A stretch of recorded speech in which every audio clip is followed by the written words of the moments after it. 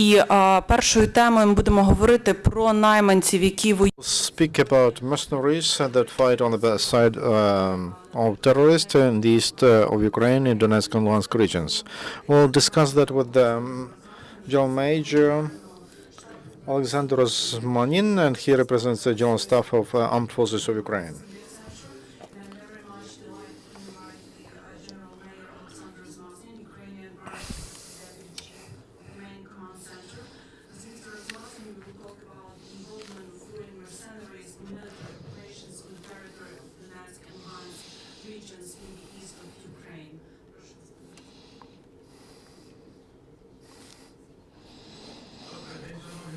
Good afternoon, dear colleagues. It's a great pleasure to talk to you after some break. And the topic of our discussion is very important because we'll cover the issue of those mercenaries that fight on the side of on our territory, and they participate in military activities in the combat area, and they represent those countries. And they present different countries. I speak about participants of illegal military groups. We should have to state the fact that citizens of Ukraine participate in them, but a low percentage. The highest percentage of citizens who participate, those are mercenaries from other countries, first of all from our northern neighbor, Russian Federation.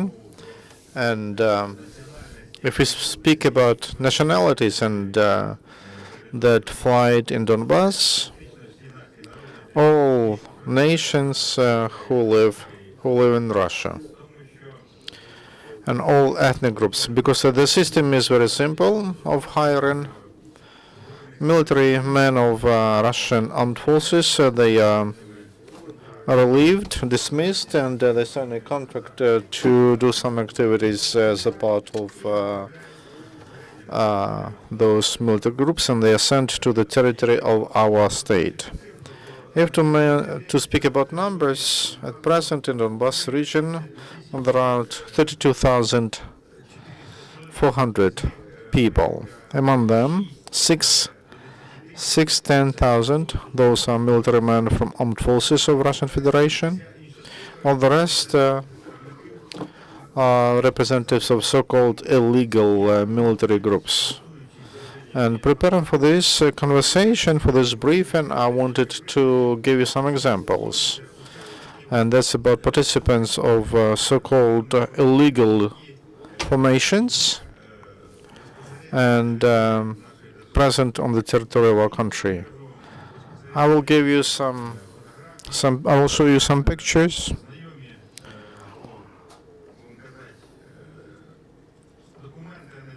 These are documents, quite fresh. I didn't want to use the old ones. For example, the first, the Hamblot Fakhavasanovic, and here's the picture of the guy. On the other one there is also a representative of Kadyrov, Chechnya, because Chechens are citizens of that republic. The majority of them, they support Ukraine. Only Kadyrov follows, or Kadyrov group. They come to our land to kill our people. On this picture, we see a leader of Donetsk, so-called People's Republic, Zakharchenko, who is hugging Chechen mercenaries, and they are those two people, pictures of whom I showed to you. Here they are, embracing the leader of Donetsk, so-called Donetsk People's Republic. The other category, which is represented on the territory of Donbas, they are so-called representatives of Cossacks. I personally, when I was in the area of our mission, I was there for long, I spoke to one of leaders of Cossacks who came to inspect Cossacks and who was arrested by Aidar battalion. They kept him for long and they wanted to exchange him for Nadia Savchenko. I spoke to him. He's a very smart man. And he told Mr. General, it's great that you are a military man, and I understand the big mistake we committed when we came to fight on your land.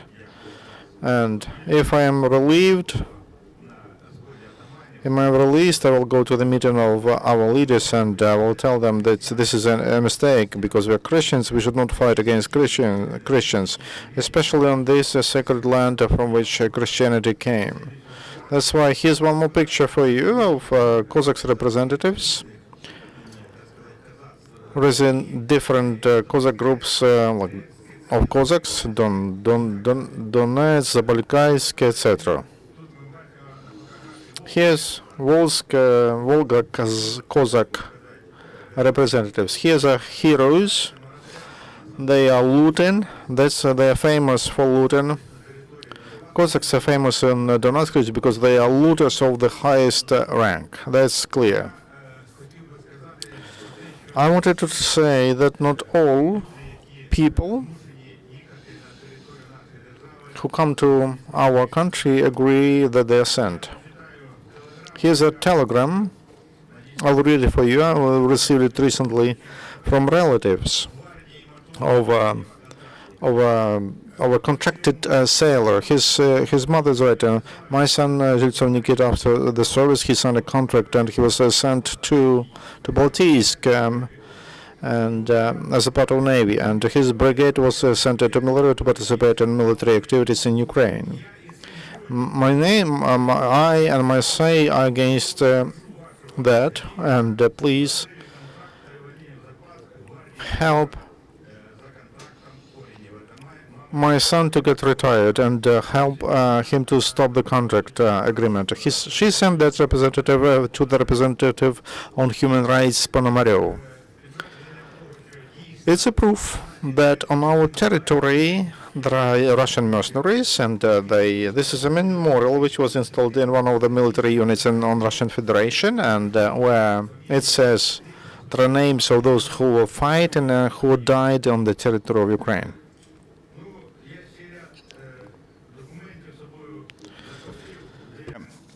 Приводяться дані, доповіді, які на They receive some information from leaders of military units of Russian Federation, and they report that in Luhansk, and from small arms and grenade launchers, they were attacked. The tax inspection was attacked, and there were a unit of FSB of Russia Wimpel. During the storm, 3 were wounded, two heavily wounded, 2 died. So they lost from artillery brigade, and they fight on the territory of Ukraine near Mariupol. During the battle with the defense of Mariupol, and there were armed forces of Ukraine, and there was probably a unit of Azov. The Navy from Baltic Navy fleet of Russian Federation have losses: 2 died, 2 dead, 3 wounded. At the same time, as a response, armed forces of Ukraine destroyed 2 and damaged 1 howitz, 2 A-65. Those that is used as a TAC vehicle. In Pervomaisk, the 8th unit, because of the response of artillery of Ukrainian forces, 1 dead, 4 wounded. This is a report. This report was the date is from today. It was not a long time ago. It's from today. Yesterday there is also a report from Debaltseve when our 32 brigade motor vehicle brigade, which is dislocated in Novosibirsk and now in Shiloh, near. It was attacked by armed forces of Ukraine. Two dead, 11 wounded. The battle was stopped near Donetsk airport, but they have losses. Special Brigade Group Gisha, Russian Federation. You know probably that the chief of the staff of that brigade died. Here are their losses. 299 dead, 199 wounded, and I can continue. I could give you these reports. I could continue reading these reports, but it's not our goal. Just give you just numbers and examples. But I have to say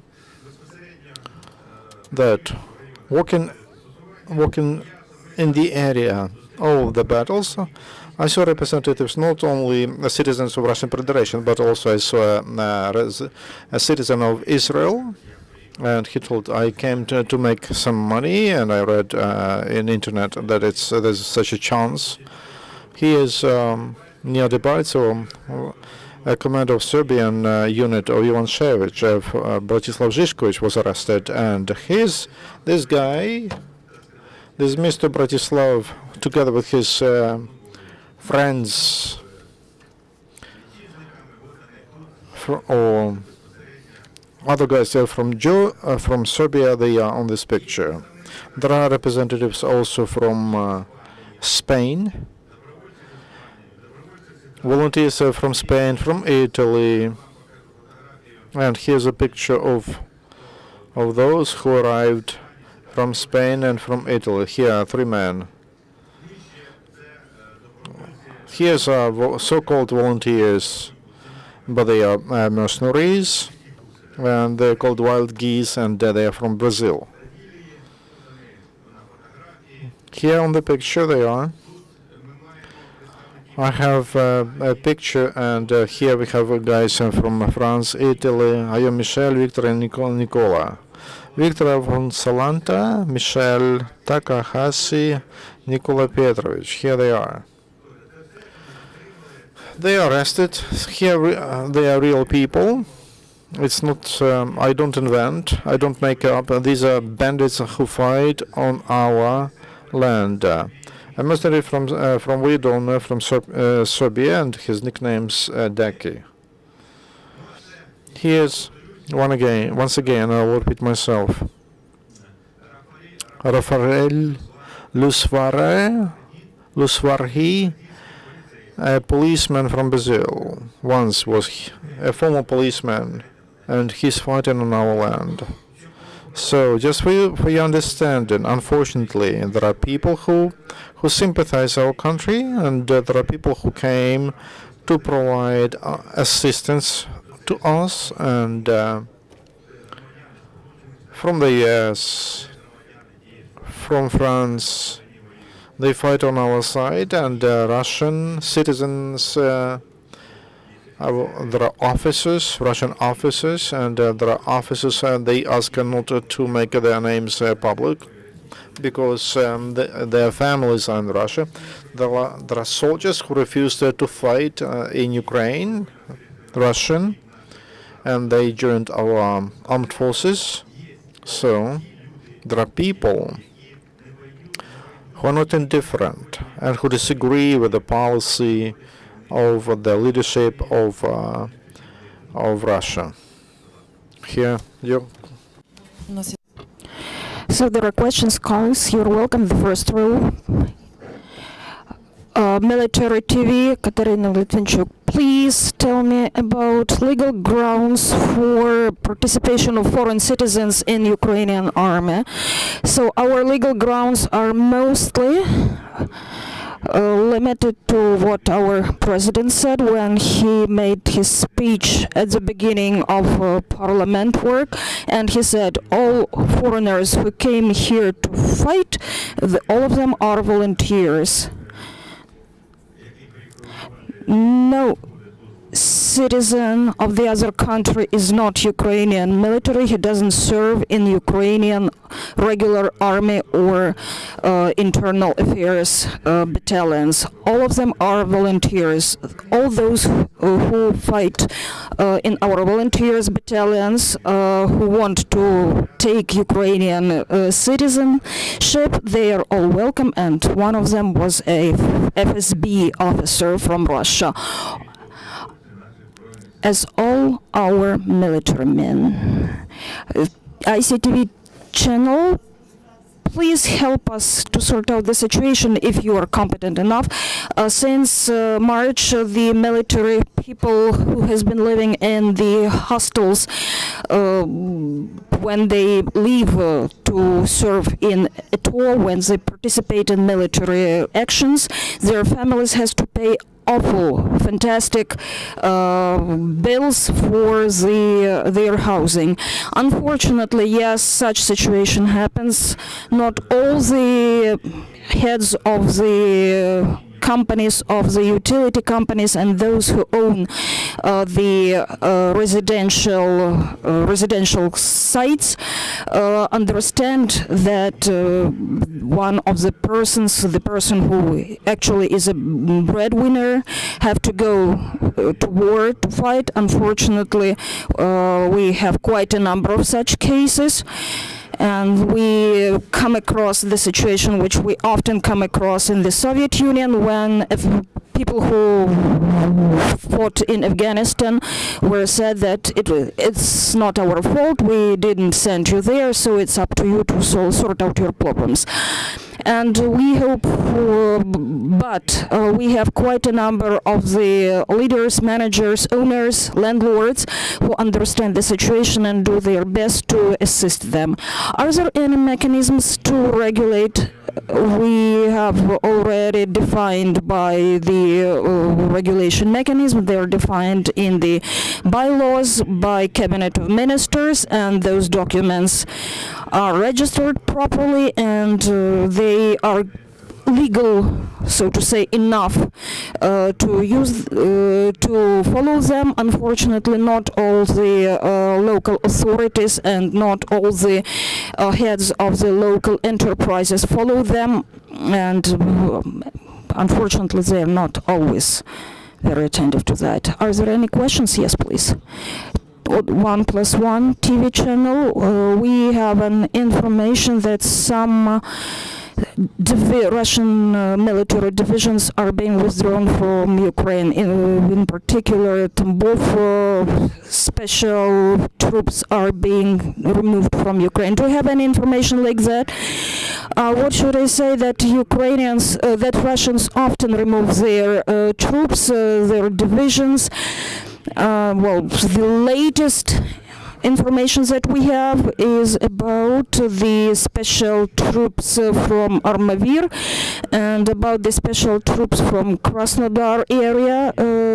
It's Edelweiss, and they were in fact those people who captured the first terminal in Donetsk, but then they were defeated, and then they were removed, and when they asked to deploy their troops and to take care of their people, we always agree to that, and Russians do their best to rotate their troops because people cannot stand the pressure, and they cannot stand what they have to face. Quite opposite to our military people, who fight for their land, for their home. Russians do not understand, so Russians have to rotate their troops. Is there any more questions? Interfax Ukraine, you mentioned about soldiers of fortune from different countries of the world who you detained. When we are going to show them to public, why we were not aware about that? Well, I should say that all the detained persons are given to security service of Ukraine, and they make their decisions who to to be publicized and who to be kept confidential.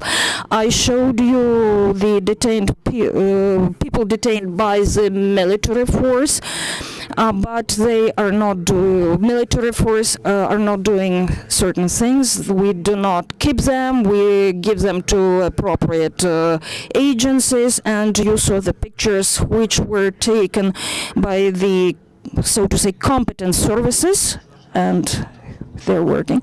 And what about yesterday's information of the Human Rights Watch about cassette bombs? So it was a reaction. Why so? What this information is related to? This information is related to the Russian Federation. It was time when they reinforced their activities in the late August, on August 24, and they started to use all their armaments, rocket armaments, in particular cassette bombs, and it was it used to be the volunteer battalion, but now it's called differently, and those are division which was rotated, and Russians shoot this battalion, and in order to hide what they've done, they are announcing Ukrainians using this sort of armaments. Yes, we have this sort of armaments. However, I should tell you that no artillery divisions received these sort of weapons. We didn't have the task of doing that. It's mass destruction armaments, and well, I have the experience. I know how it works, and it means that if this bomb is used, the territory is absolutely deprived, everything is killed and ruined. If we used that, if we applied that sort of armaments, everyone would have known that, but Russians use that. Ukrainian News Agency. You mentioned about international volunteer people who fight at Ukrainian side. How many are they, and what is your attitude to the president's willingness to grant Ukrainian citizenship? Well, I can't tell you the exact number. I must be truthful. I'm not ready with the numbers for this meeting, but if I have a chance and to meet you once again, I will give you the correct numbers. However, I would say that it's approximately 1,000 persons, and well, you know, people made their choice. They have chosen us Ukrainians, and they're defending us, and I believe that's a good reason to grant them our citizenship. Can you imagine a Russian citizen coming back home? But if he has a Ukrainian citizenship, he has the right to reside, to live here, to work for his or her future, have their children. And I want to continue with the question towards weapons. It was mentioned that Russia has their Iskander weapons in Crimea. If it is so, what does it mean for Ukraine? Well, we know that missile complex Iskander is a Russian weapon, and we know that this complex is deployed in Crimea. It is a tactic complex, and it substituted Tochka complex. It was the first one was one missile. This is two missile with a longer range, and it is bad for us. Any missile complex means is able to carry certain nuclear weapon, nuclear elements, and the fact of having this Iskander complex, Iskander missiles, means threat for us. We know that artillery systems are able to be used to use the nuclear elements. However, Iskander is much more powerful thing. However, as far as I know, not only nuclear but also cassette weapons can be used. Small power, bigger power. So, in a word, missile complex is a threat for us, and we should think how we can defend ourselves. One more question. It's a little bit different from what we're discussing now. However, I have to ask you as a general of Ukrainian army. We are discussing the defense of Donetsk airport. The defenders are really heroes, but why? Why should we defend this absolutely ruined Donetsk airport? Well, I think that each generation has its symbols who our kids try to imitate, to follow. You know, Soviet Union used to have Stalingrad and Leningrad examples. It could be operated differently. However, it became a symbol of courage. The same story with our Donetsk airport. Strategically, it's a very good position because it is located in Donetsk city area, and there are also certain actions which can lead to, well, you know, to help our guys. We call them keyboard, however, they are humans, and we're proud of our people. They are our people, and we often ask why. My answer is because of Ukraine, for Ukraine. And you know, if or when we leave it, then it is become a threshold for coming back. And we're going to have thank you very much, we're going to have our next briefing in a couple of minutes.